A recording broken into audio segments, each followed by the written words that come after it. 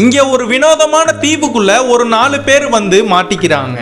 இந்த தீவுக்குள்ள பட்டாம்பூச்சி எல்லாமே பெருசா இருக்கு. இது மட்டும் இல்லாம பெருசா இருக்கிற யானைனா இங்க குட்டியா அழகா இருக்கு.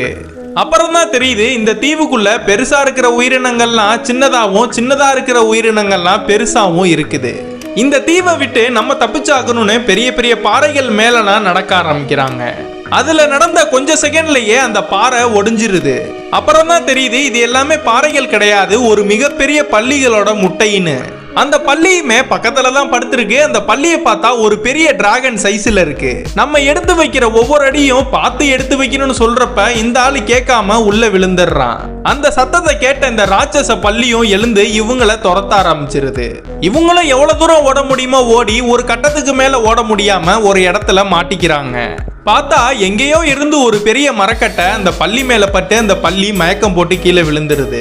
அது யாருன்னு பார்த்தா இந்த பையனுடைய தாத்தா. ஆக்சுவலா என்ன நடந்திருக்குன்னா இந்த தாத்தா தீவுல மாட்டிட்டு இருந்திருப்பாரு. இந்த தாத்தாவை தேடி தான் ஹெலிகாப்டர்ல வந்துட்டு இருந்திருப்பாங்க. அப்போ ஒரு சூறாவளிக்குள்ள மாட்டி சின்ன பின்னமாகி கடைசியில இவங்க தேடின தீவுக்குள்ளேயே விழுந்துருவாங்க.